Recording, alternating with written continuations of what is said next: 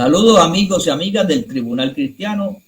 Bendiciones mis amados hermanos. Soy el pastor Ricky Rosado, ya con el mallete en mano para dilucidar los asuntos que tenemos hoy, que son, está caliente, el tribunal está caliente hoy.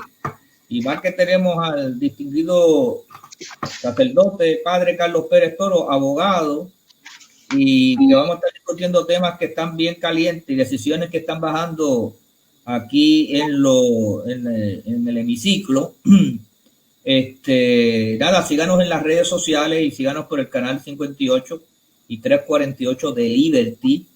Gracias porque ustedes nos sintonizan. Y recuerden que en el Facebook, bueno, ahí tenemos que se puede suscribir a nuestro canal de YouTube como Apóstol Ricky Rosado. Ahí está todo lo que hacemos, ¿verdad? Pero en el Facebook del Tribunal Cristiano, en Facebook, ahí está todos los programas del Tribunal Cristiano. Usted los puede ver uno a uno. En vez de sentarse a ver una serie de Netflix, pues se sienta a ver todos los que quiera del Tribunal Cristiano, los puede escoger. Ahí está la gran serie. Y me puede seguir en Ricky Rosado también como Pastor Ricky Rosado o Ricky Rosado en Facebook. Nada, gracias por su sintonía. Padre, antes de entrar en materia de discusión de proyectos y asuntos importantes para educar al pueblo, que es nuestra función primordial y defender los derechos de los creyentes desde este tribunal, en estos días se dieron los resultados de la reválida de la abogacía en Puerto Rico. Sobre 360 y pico estudiantes fueron a tomar la reválida en medio de esta pandemia de COVID. Ya esta es la segunda que dan con COVID. Y tristemente, este ha sido el resultado más bajo, dicen que en la pasada década. Unos números que casi el 80% no la pasó. Eso es triste, pues muchas de estas personas se sacrifican estudiando 3 años y algunos 4 años, los que estudian, que tienen que trabajar, se meten en una deuda de préstamo, la mayoría, que ronda los $80,000. Tienen que muchos de ellos trabajar para sostenerse y luego encerrarse meses a estudiar. Y yo no sé qué pasa en Puerto Rico, que cada día son menos los que pasan la reválida. Tengo el testimonio de alguien que me hablaba de una persona, una joven que tomó 2 veces la reválida y no la pasó. La primera se encerró a estudiar, como le habían dicho, en la universidad y no la pasó. La segunda, pues fue y cogió, pagó miles de dólares por unos repasos. Y estudió y no la pasó. Y pues eso es frustrante. Se montó en un avión, se fue a la Florida, se casó en la Florida, tomó la reválida de la Florida y la federal, y hoy en día trabaja en un bufete, lo pasó con los porcientos más altos. Y yo oigo esos testimonios de gente que se van de aquí, prefieren no coger la reválida aquí, se van allá, la cogen y se quedan por allá y hacen su vida. Y cada día estamos perdiendo profesionales porque por alguna razón en Puerto Rico lo hacemos mejor. Y lo hacemos tan bueno que le complicamos la vida al ser humano, a la persona aquí que a veces no tiene los recursos. Y muchas críticas con esto de la reválida. Y no sé, ¿cuál es tu opinión? Que conoces abogados y que conoces personas que tienen que sacrificarse tanto, y esos por ciento que de hecho está en peligro. Aquí tenemos 3 universidades, una vez hubo 4. Tenemos 3 universidades y ahora mismo la acreditación se está viendo afectada si siguen estos por cientos tan bajos, porque sacan buenas notas en la universidad.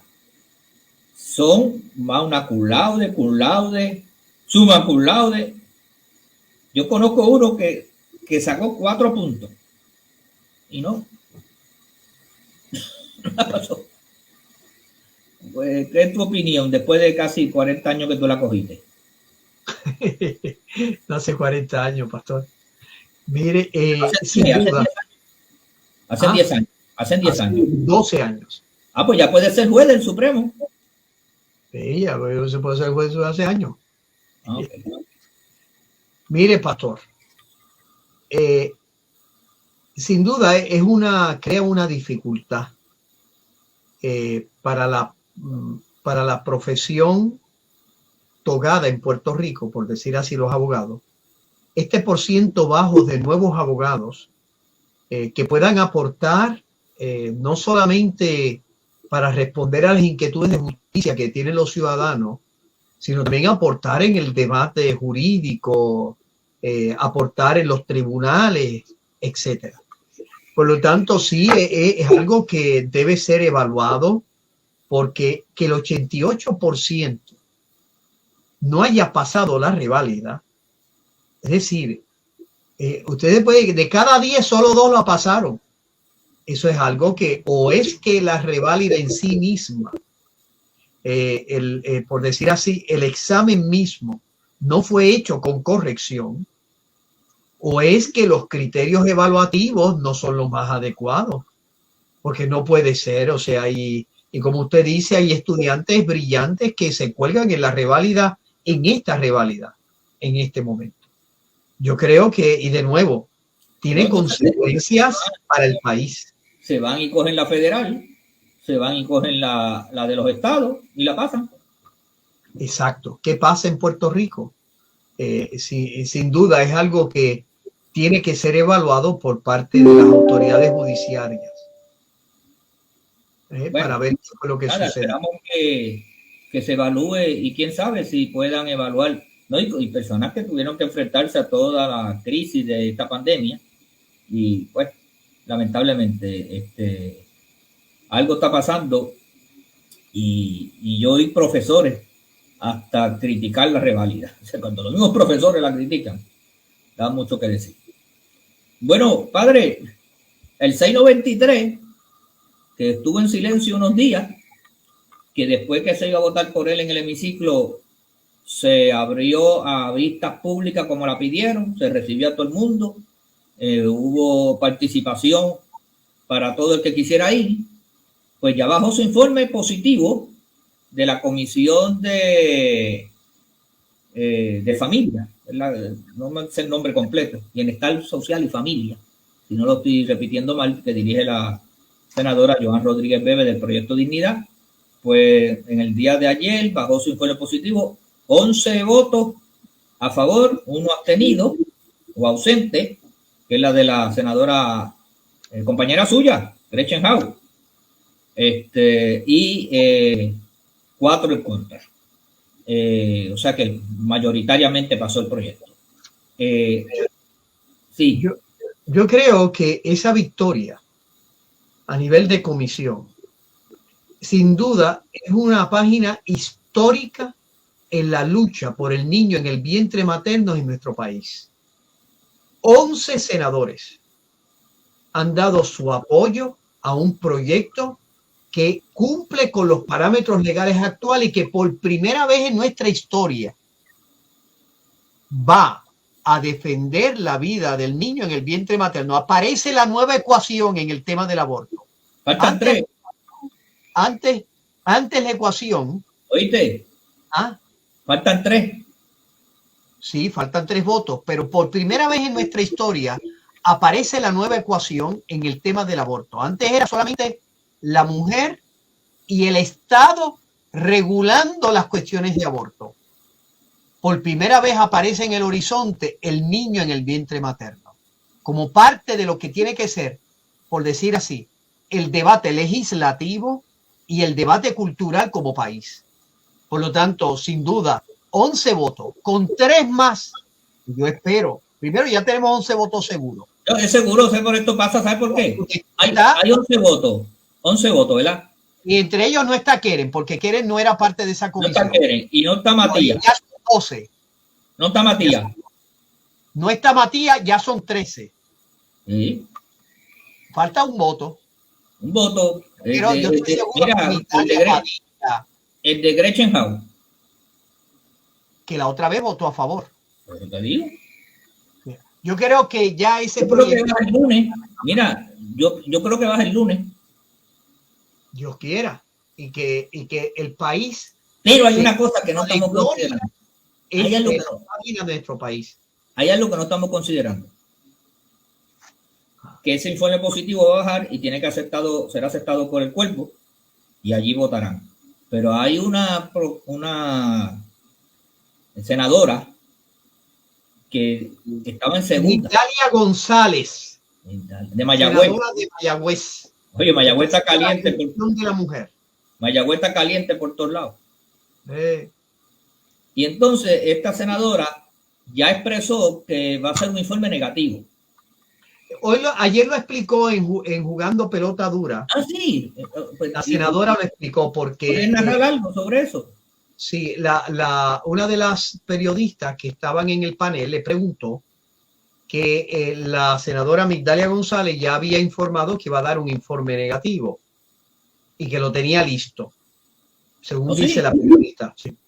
Ah, porque en otro sitio la senadora dijo, muy bien, esa es su prerrogativa, pero el informe que se vota es el informe de la comisión que asumió la responsabilidad sobre el proyecto.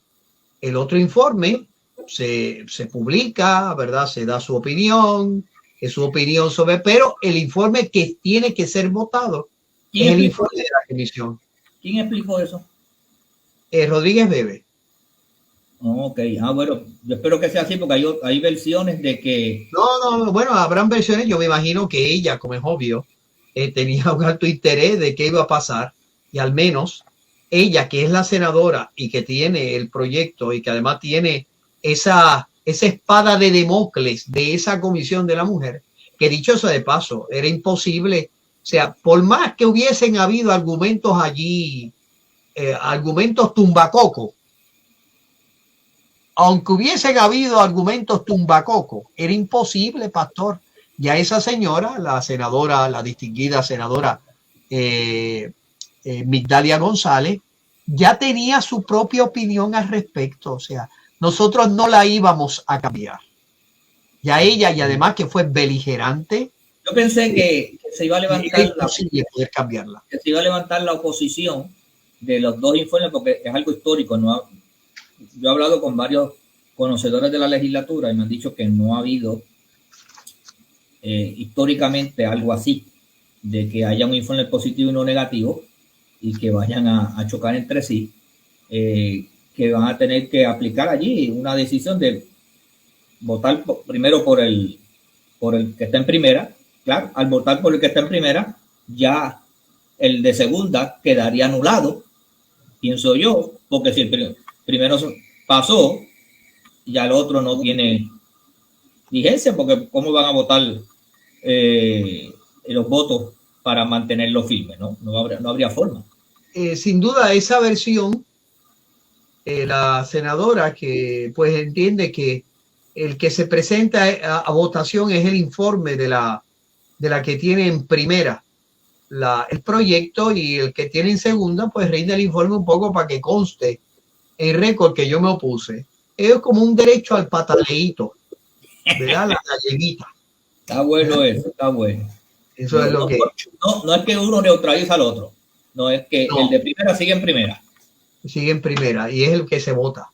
Pues entonces, imposible. Pues entonces este proyecto, si bajara el lunes, como se ha filtrado algún tipo de información, fuentes de entero crédito,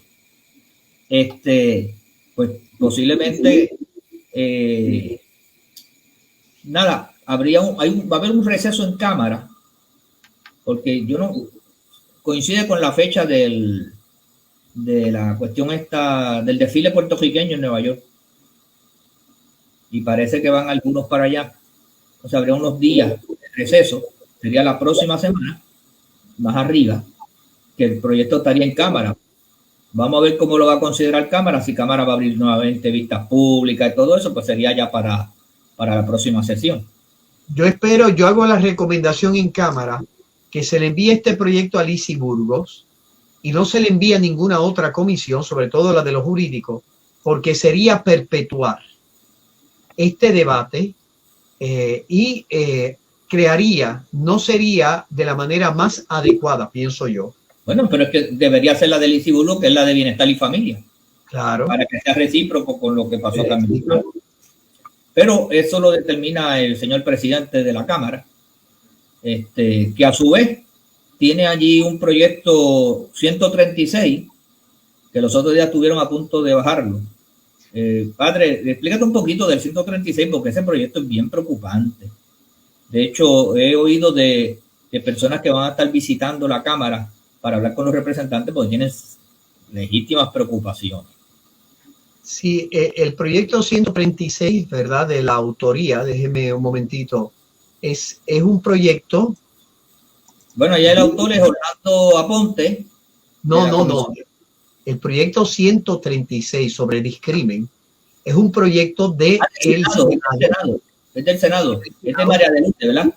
No, es de María de Lourdes Santiago y Rivera Lacén, y de los señores Bernabé Risco y Vargas Vidot. Los usual suspects, por decirlo así.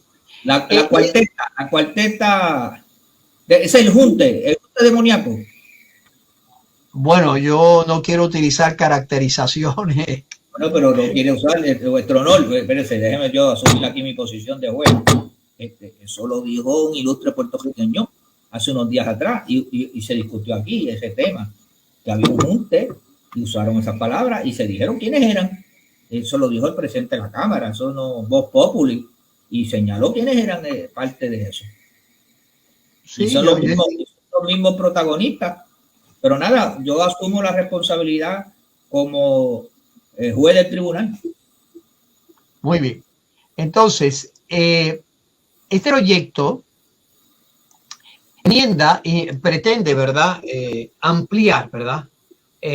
Dice, para enmendar y que establece establecer la política pública de Puerto Rico contra el discrimen por orientación sexual e identidad de género en el empleo público o privado, con el fin de expandir dicha protección en cualquier gestión gubernamental, pública o privada. ¿Qué significa esto? Bueno, enmienda la Carta, el Código Penal en el artículo 21 sobre los discrímenes, es decir, te pueden meter preso por estas cuestiones, ¿verdad?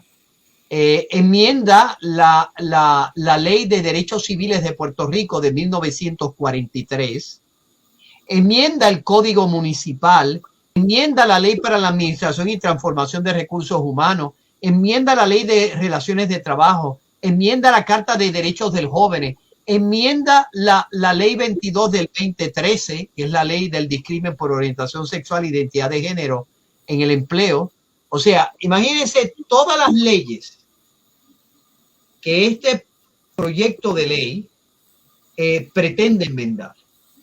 Evidentemente, sin un análisis equilibrado de las inquietudes que puedan suscitar algunas enmiendas que pueden tener hasta consecuencias de cárcel y multa, que pueden tener consecuencias sobre las relaciones paterno-filiales, la Carta de Derechos del Joven. Por ejemplo, la Carta de Derechos del Joven, para que puedan ver una, por decir así, una prueba. Miren cómo la enmienda dice: los jóvenes tienen derecho a que el sistema de justicia de Puerto Rico haga cumplir los derechos civiles que les corresponden, garantizando la no tolerancia por el discrimen por razón de edad, raza, orientación sexual, identidad de género, real o percibida. Es entre otras cosas, ¿verdad? Que ustedes se pueden imaginar que entre las enmiendas, ¿verdad?, que el proyecto está intentando promover, es que enmienda el Código Penal en su artículo 21. Déjenme buscarlo para que ustedes puedan ver lo que enmienda. Dice, artículo 21, incurrirá en delito menos grave toda persona que sin razón legal, por causa de ideología política, creencia religiosa, orientación sexual, identidad de género real o percibida, dice, le niegue, realice cualquiera de los siguientes actos, ¿verdad? Y allí se explican los actos que tendrían consecuencias penales en el artículo 180 de los discrímenes legales. ¿verdad? Del Código Penal. De nuevo, es un proyecto que no toma en cuenta, vuelvo a insistir, las inquietudes que pueden suscitar estas enmiendas en sectores creyentes, en los derechos fundamentales de los padres o incluso en contextos laborales, etc. Eso es importante. Un profesional que tenga una frutería o que se dedique a hacer bizcocho o que trabaje como fotógrafo o que sea un organizador de boda, cosas por el estilo, que ya hemos visto referencias o referentes como este a nivel de los Estados Unidos. Esa 136 aprobarse, ¿tendría esas repercusiones aquí en Puerto Rico? Tendríamos nosotros la posibilidad de que en Puerto Rico lo que le pasó al repostero, por decir así, de los Estados Unidos en el estado de Colorado, podría en Puerto Rico tener la misma situación, lamentablemente, ¿verdad? Y las penas que establece este proyecto, establece multas. Establece multa, estoy buscando precisamente para ver el código. Yo te las voy a decir de lo que yo recuerdo. Hasta $5,000 leí que establecía de multa. Sí, sí, pastor, diga. Y creo que hasta 90 días de cárcel o ambas penas a discreción del juez. Ahora le voy a decir, dice, incurrirá en delitos menos graves, ¿verdad? Ya lo leí. Quien niegue a cualquier persona acceso, servicio e igual tratamiento en los sitios y negocios públicos, locales, se niega a vender, traspasar, arrendar, niega el otorgamiento de préstamos. Páralo ahí. Arrendar, o sea que se metió en el ámbito del casero, que es muy celoso a veces a cómo maneja su propiedad, porque a veces abajo o encima de su casa, pues hasta eso llegó. Ah, exacto, hasta eso llegó. Entonces, ¿cómo se llama? Sería un delito menos grave, ¿verdad? Lo que comportaría, ¿verdad? Déjeme ver, a ver si... El delito es menos grave, pero el maltrato es bien grave. Sí, exacto, bueno, por supuesto. El maltrato sería bastante fuerte, como es obvio. Te cuesta abogado, te cuesta tiempo y te cuesta que si sales mal, puedes cogerte $5,000 de multa o 3 meses de cárcel. O 3 meses de cárcel, es la pena, ¿verdad? Sin duda, no lo tengo ahora porque no lo estaba buscando, ¿verdad? Pero casi siempre, o sea, que la persona... Yo lo leí, casi siempre los menos graves, esas son las penas. Sí, evidentemente los menos graves. Tiene más o menos ese tipo. La cuestión es, lo que yo quiero que la gente se entienda, que puedan ver en concreto las consecuencias de este proyecto. La gente puede entender que lo que le pasó al repostero en Colorado, o incluso lo que le pasó en un contexto público a la creyente law clerk, perdón, ¿verdad? De una oficina gubernamental, no me acuerdo. No, no sé si fue Mississippi, no importa, que terminó presa. Si tú te negases a darle el bizcocho, las multas serían las que dice el pastor, o terminarías preso. Por eso, todas estas inquietudes que puede suscitar el proyecto, que no han sido respondidas, sino que la actitud de la distinguida senadora es afirmar de que están diciendo cosas que no son verdad, están engañándole, pero mire, es que el texto dice eso. Si usted no han explicado las inquietudes que pueden suscitar sobre temas de libertad religiosa, sobre temas que tienen que ver con los derechos de los padres con respecto a la educación de menores de 21 años, ¿qué se va a hacer? O sea, no se responde. ¿Por qué? Porque, de nuevo, estas vistas que se concedieron en este proyecto, no es que se quiso escuchar todas las voces del país. Son vistas en las cuales se excluyen, no se escucha.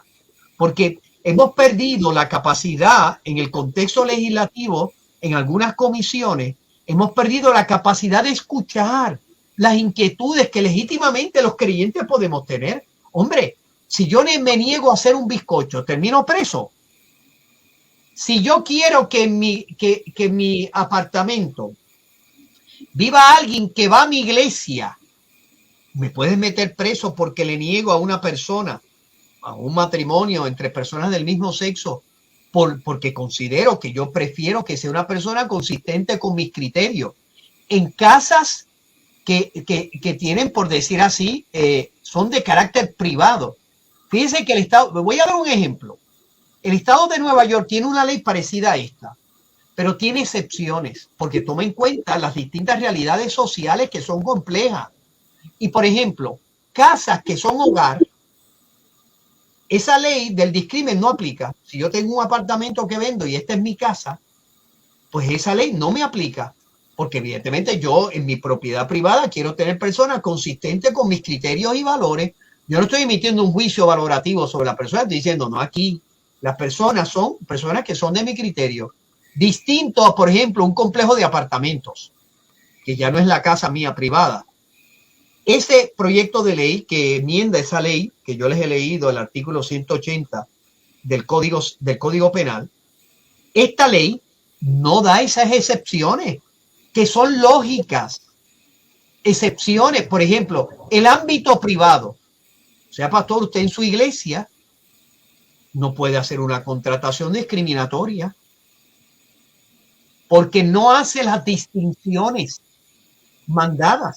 Y sobre todo, porque algunas personas, no todas, ¿verdad? No podemos generalizar, pero hay algunas personas que tienen una agenda ideológica y que van detrás de los creyentes para intentar que tengan que cerrar sus negocios, que los multen, que los metan presos por motivos de conciencia. Por eso esto es un proyecto que no es adecuado.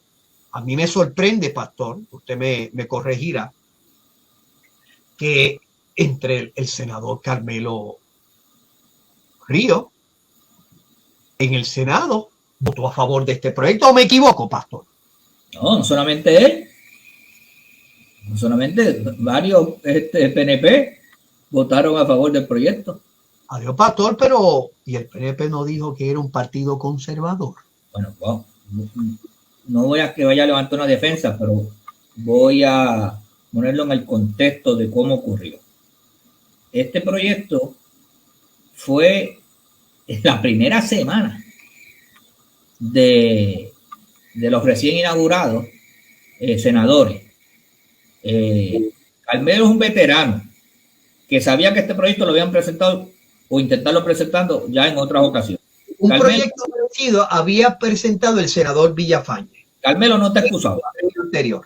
Senador Carmelo Ríos no está excusado, un veterano. Pero senadores como Wandy Soto y Marita y otros allí votaron y después se arrepintieron porque pues pagaron la novatada. Era de los primeros días cuando no... No es un partido conservador. ¿O me equivoco? No es, pero oye, no te estoy diciendo que estoy a favor de lo que hicieron. He dicho el nombre yo, pastor. No te estoy diciendo que estoy a favor de lo que hicieron, te estoy explicando. La primera semana se vieron con aquella avalancha de proyectos y no saben ni por dónde meterle el dedo. Eran los primeros días. Es que para mí, pastor, ¿sabe lo que pasa? Yo en los 70 había un documental que se llama The Future Shock, el shock del futuro, ¿verdad? Es un programa que, dicho sea de paso, era un especial que casi profetizó todo lo que estamos viendo aquí. Que en ese momento nos reíamos. Sí. Pero que en este momento, pues esto es un future shock. Pero Tommy le votó en contra, Matías le votó en contra, Kerry le votó en contra. O sea que hubo, pasó con 21 votos. Bueno, imagínense, son 26 en el Senado, me equivoco. Todos los populares. Populares y penepos, al de arriba populares y penepos también. Pero en cámara está detenido.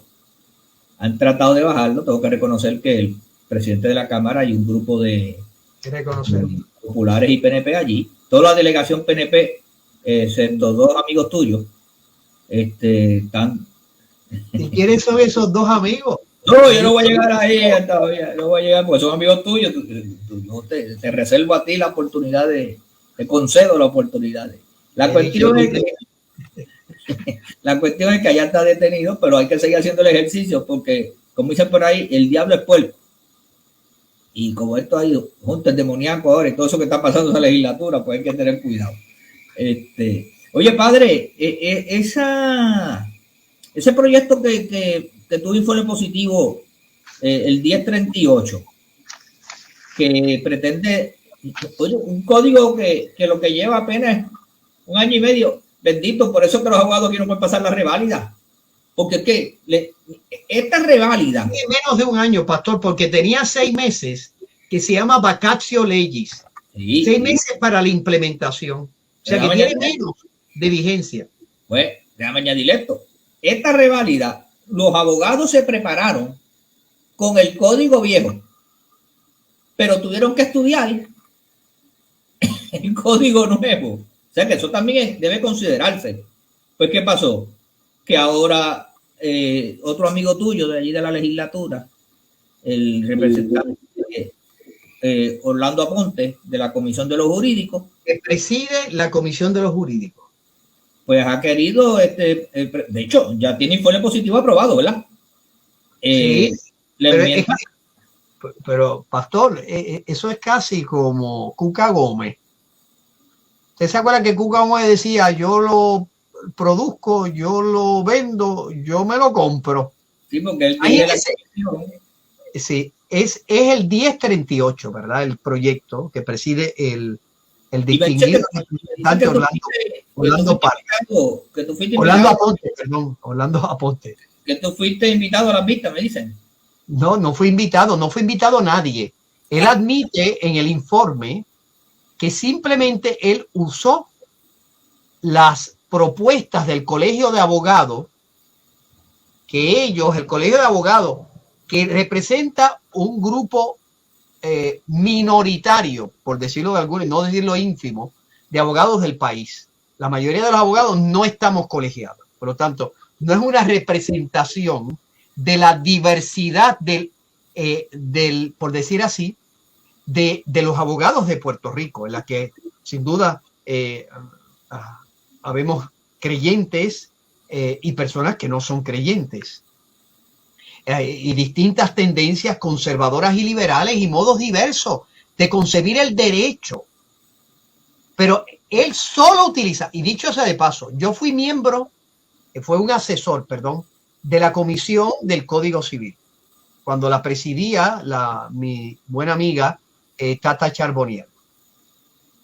En esa comisión que presidía la que habíamos abogados de distintas tendencias conservadoras y liberales, y después se añadieron los profesores para los libros que eran más técnicos, como por ejemplo el libro de sucesión, el libro de obligaciones y contratos, etcétera, los distintos libros del código técnicos.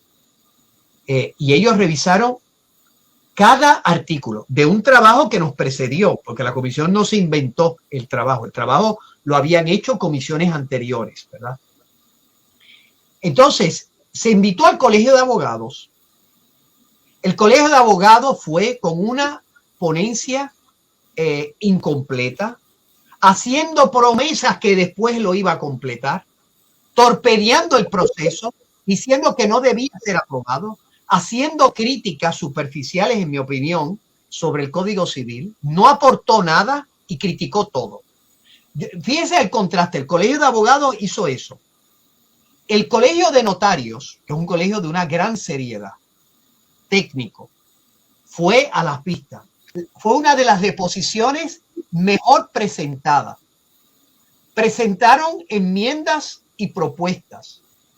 Participaron de un debate de altura. Ese fue el Colegio de Notarios. Estuvieron de acuerdo que el Código Civil debía ser aprobado. Miren el contraste. Ese mismo colegio que no quiso participar cuando en la comisión anterior, por motivos ideológicos, porque eso es un colegio que representa el liberalismo puertorriqueño y derecho tienen los que quieran ser, ¿verdad?, participar del colegio. Yo no participo ¿verdad?, del Colegio de Abogados. No, yo fui uno de los que pedí la descolegiación del Colegio de Abogados, pero el colegio que no participó y se le pidió encarecidamente que dieran sus aportaciones, que nos ayudaran a pensar, ya que ellos tenían inquietudes, ahora utilizan, ¿verdad?, esta comisión de los jurídicos para presentar unas propuestas de cambios, sobre todo en libros técnicos, libros que trabajaron profesores de la Universidad de Puerto Rico, de la Interamericana, de la Católica. No los tradicionales que participaban en que siempre eran de tendencia liberal, sino de personas de centro, con una experiencia vasta en la academia e incluso en la litigación en los tribunales. Revisaron cada uno de los artículos de libros como sucesiones, obligaciones y contratos, etc. Cada uno de los artículos. A veces estuvieron desde la mañana hasta la noche sin cobrar un solo centavo. Lo mínimo que puede hacer, si quieren ellos, lo mínimo que pueden hacer, pastor, es preguntar las razones que tomaron una opción. Pero más que eso, pastor, es que un código, una ley como esta, que es una ley orgánica, es el documento más importante después de la Constitución. Hay que darle estabilidad, hay que dejar que se desarrollen las nuevas instituciones, que los tribunales puedan interpretar, que los compañeros puedan... A grosso modo, presenta bastantes enmiendas. Presenta, sobre todo en los libros técnicos, aunque algunas de las enmiendas que presenta en los otros libros, ¿verdad?, que son los libros críticos que más polémica suscitaron, por decirlo así, el libro de persona, el libro de familia. Estoy utilizando términos que no son las titulaciones de los libros, pero para que puedan entenderme. Evidentemente presenta enmiendas, aunque mínimas. Algunas, en mi opinión, ¿verdad?, es mi opinión, algunas innecesarias, otras opinables y algunas sin duda criticables, en mi opinión, ¿verdad? Pero es que no se abrió un debate. Lo más lógico es preguntarle a los que participaron en eso. Algo te tienen que decir, pero si tú solo escuchas... ¿Sería responsable de la parte del legislador, si tenían inquietudes sobre estos temas, haber asignado una comisión para que estudiara esto y se rindiera un informe? La propuesta que siempre estuvo presente en las distintas comisiones, que se hiciera una comisión, una especie de oficina, ¿verdad?, del Código Civil permanente, en la que juristas, mi propuesta es juristas de las distintas tendencias, pues analicen, interpreten, hagan propuestas de cambio, fuera de los vaivenes ideológicos o políticos de las legislaturas. Como la primera vez que se hizo una comisión que duró casi como 20 años, ¿verdad? Bueno, sí, se hizo una comisión legislativa compuesta por profesores y abogados de tendencia liberal y que durante 20 años estuvieron confeccionando ese material. Se utilizó, como es obvio, para que nosotros pudiéramos hacer el código. Pero lo que yo estoy proponiendo es algo permanente. Es algo permanente en la cual se custodia, se hacen propuestas de cambio, se interpreta, se abre a vistas a debates sobre temas concretos, porque un código hay que darle estabilidad. Vamos a ver cómo va a ser la discusión. Año y medio, pastor. Sí, vas a empezar a hacer cambio. Yo me imagino que ya en esta etapa del juego no se considerará esa medida. Ojalá, espero que no. Bueno, pero después viene la otra sesión. Y ahí vamos a ver qué pasa, y después de ahí pues tendría que ir al Senado. El Senado, pues en eso parece que es un poquito más juicioso. Y el que está en la comisión... Y quiero aclarar, la Cámara de Representantes ha sido muy juiciosa en estos temas controversiales. Y ha intentado que las personas, primero, con una opción importante, cada legislador sobre estos asuntos controversiales vote según conciencia. Y segundo, ha referido a distintas comisiones para que pueda haber un debate amplio sobre temas concretos. Lamentablemente, este representante, ¿verdad?, Orlando Aponte, lamentablemente está tomando unas decisiones sobre proyectos concretos. El proyecto de la marihuana no iba a dar vistas públicas generales, sino que eligió un grupito que llaman ellos expertos. Tuvo que ampliar bajo una presión de la opinión pública. Lamentablemente, los que participaron en esa pista, oye, los atropellaron. Perdona, para. ¿Cuál proyecto de la marihuana? El proyecto de la marihuana que él iba a proponer, el proyecto de la... Tú estás hablando del de Héctor Ferrer. El de Héctor Ferrer, ¿entiendes? Okay. O iba a abrirlo a vistas amplias. Sí, porque hay otro proyecto de marihuana que él lo despachó. Sí, él lo propone, la famosa. De nuevo, yo no recibí información. Y tercero, el del doble asesinato. Mire, algo que es como el Día de las Madres. Es decir, que si matan a una mamá embarazada, oye, acaba de ocurrir un doble asesinato, como el Día de las Madres, 30 jurisdicciones americanas, espérese, pastor, este punto es importante, 30 jurisdicciones americanas lo tiene. El gobierno federal, en el caso de Verdejo, está aplicando el doble asesinato a nivel federal. Y aquí este señor tiene ese proyecto que no lo iba a dar a vistas públicas. La presión lo ha llevado a vistas públicas. Tiene el de Verdejo, dándole en las narices. Y lamentable y tristemente esta semana. Dos puertorriqueños. Dos muchachas puertorriqueñas. Una embarazada.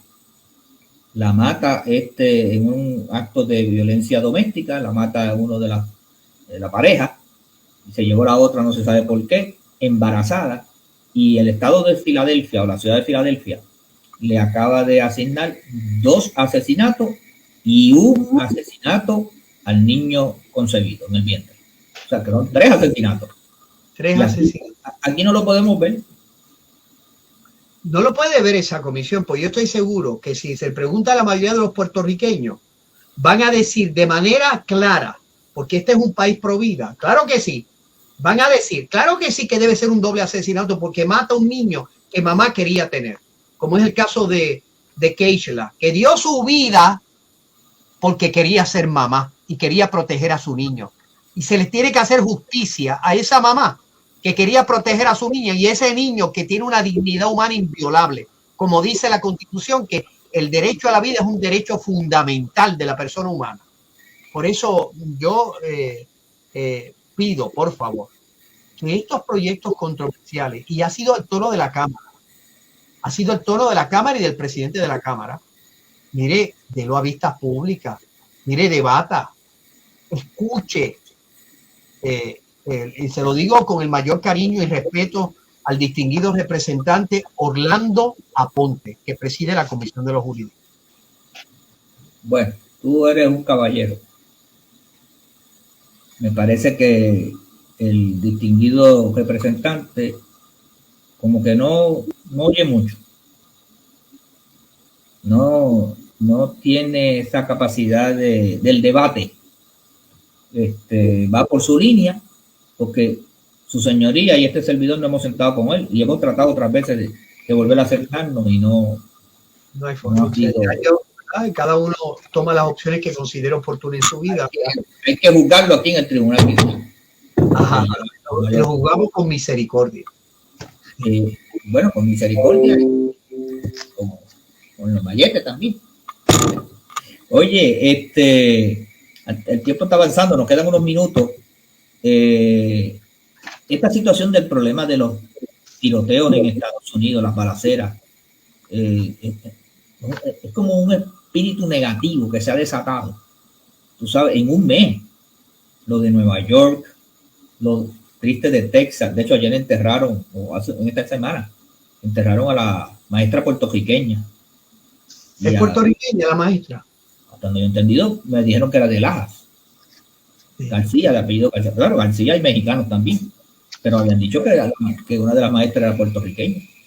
Sí, es bien triste, pastor, cuando uno piensa a los 19 niños, lo que ha pasado en ese hospital donde un hombre iba a tirotear al médico, pero había dicho, me voy a llevar en volante a todo. Lo que pasó en Nueva York con los... ayer, frente a una iglesia.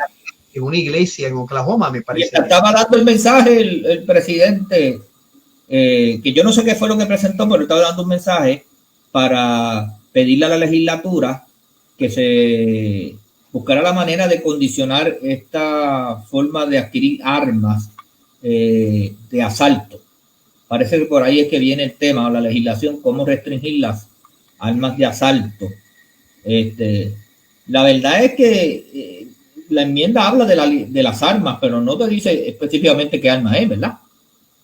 No. Y evidentemente, o sea, la segunda enmienda para mí no es una enmienda que a mí personalmente me suscita cierta aprehensión. Yo puedo entender que en el siglo XIX o en el siglo XVIII, cuando se hizo esa enmienda, es la segunda, pues yo puedo entender, ahí era el viejo oeste, ahí todo el mundo tenía que tener armas o no sobrevivía. Esto era la ley de la jungla, sálvese el que pueda. Ese es el contexto histórico. Yo creo que en este contexto moderno de una sociedad mucho más interdependiente entre los seres humanos, en la que hay otros métodos eficaces para proteger la vida, la salud, etcétera, que el derecho a las armas debe ser replanteado, claro. Debe ser replanteado como fue hecho, a través de un proceso, ¿verdad? De carácter de enmienda constitucional. Yo creo que se debe enmendar esa y clarificar algunos puntos. Yo no entiendo por qué yo tengo que tener una ametralladora y venderla como se vende papitas fritas en una... Pero que tampoco el derecho a las armas te dice qué tipo de armas puede tener. Tú puedes restringir el tipo de armas. Bueno, el Tribunal Supremo ha sido bastante en ese sentido... ¿Sí? O sea, que el Tribunal Supremo se expresa que haya rifle y que haya escopeta y hasta un cañón puede tener. El derecho a las armas no dice cuáles. Por lo tanto, el Tribunal Supremo hay que entenderlo de la manera más amplia. El gobierno federal no puede restringir un derecho fundamental. O sea, si se baja una legislación por parte de Casablanca a la legislatura para que las armas de asalto, las armas de asalto, lo que están pidiendo es que sean a una edad específica. Hay jurisprudencia que el proyecto... Bueno, yo no creo que las puedan prohibir, pero yo sí creo que las pueden restringir, por ejemplo, 21 años, personas que hayan hecho este tipo de chequeo de antecedentes criminales o de no cuestiones mentales. Okay. O sea que yo creo que se puede regular. Lo que no puede... Se puede disminuir. Honestamente, Pastor, honestamente, sobre ese derecho de portar armas, etcétera, esa segunda enmienda, como no ha sido de las enmiendas que yo menos he estudiado, menos interés he demostrado y honestamente es la más difícil que se me hace entender.